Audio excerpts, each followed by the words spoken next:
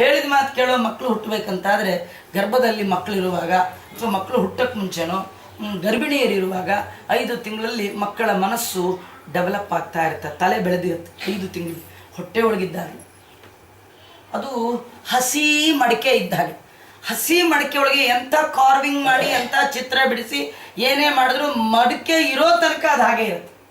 ಅಯ್ಯೋ ಇವಾಗ ಆಗಿಲ್ಲ ಆಮೇಲೆ ನೋಡೋಣ ಅಂಥೇಳಿ ಮಡಿಕೆ ಎಲ್ಲ ಒಣಗಿ ಸುಟ್ಟು ಎಲ್ಲ ಆದಮೇಲೆ ಅದನ್ನೇನಾದ್ರು ಫೋರ್ಸ್ ಮಾಡಿ ಡ್ರಾಯಿಂಗಿಂಗ್ ಬರೋ ಮಡಿಕೆನೇ ಹೊಡೆದ್ಬಿಟ್ಟು.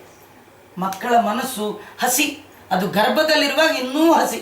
ನೀವು ಎಂತೆಂಥ ಸೌಂಡು, ಎಂತೆಂಥ ಸಂಸ್ಕಾರ, ಎಂತೆಂಥ ಕಥೆಗಳನ್ನು ಹೇಳ್ತೀರಿ, ನೀವು ಕೇಳದಿದ್ದರೂ ಒಳಗಿರುವ ಮಗುವಿನ ಮನಸ್ಸಿನ ಮೇಲೆ ಗಾಢವಾದ ಪರಿಣಾಮವನ್ನು ಬೀರಿ ಆ ಮಗುವಿನ ಇಡೀ ಜೀವನವನ್ನೇ ಅದು ಪರಿವರ್ತನೆ ಮಾಡುವಂಥದ್ದು ಆಗಲಿಕ್ಕೆ ಸಾಧ್ಯ. ಅಂತಹ ಶ್ರೇಷ್ಠವಾದ ಕತೆ ಕೇಳಬೇಕಾದಂಥದ್ದು ಹರಿವಂಶದ ಕತೆ ಅಂತ ಹೇಳ್ತಾ ಇದ್ದಾರೆ. ಇದು ಮೊದಲ ಕಥೆಯಲ್ಲಿ ಹರಿವಂಶ ಪರ್ವ ಅದರಲ್ಲಿ ಬರ್ತಕ್ಕಂಥದ್ದು.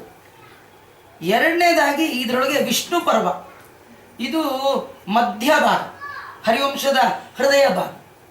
ಇದರೊಳಗೆ ಪ್ರಧಾನವಾಗಿ ಕೃಷ್ಣನ ಕಥೆ, ಆ ಹುಟ್ಟಿನಿಂದ ಆರಂಭ ಮಾಡಿಕೊಂಡು ಕೃಷ್ಣನ ಕಥೆಯನ್ನು ಒಂದ್ರ ಮೇಲೆ ಒಂದು ಹೇಳ್ತಾ ಈ ಕಥೆ. ಇದು ಯಾರು ಕೇಳ್ತಾ ಇರ್ತಾರೆ ಅವರ ಮನಸ್ಸಿಗೆ ಕೃಷ್ಣನ ಭಕ್ತಿಯ ಬೀಜವನ್ನು ಬಿತ್ತುವಂತಹ ಪುರಾಣ ಇದು.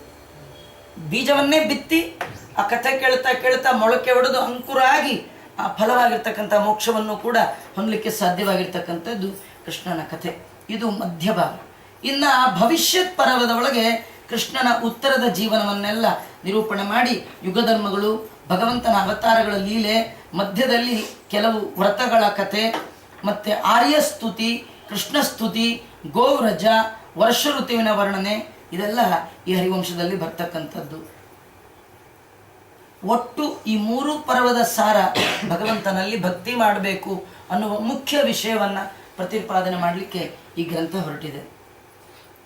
ಇಂಥ ಹರಿವಂಶ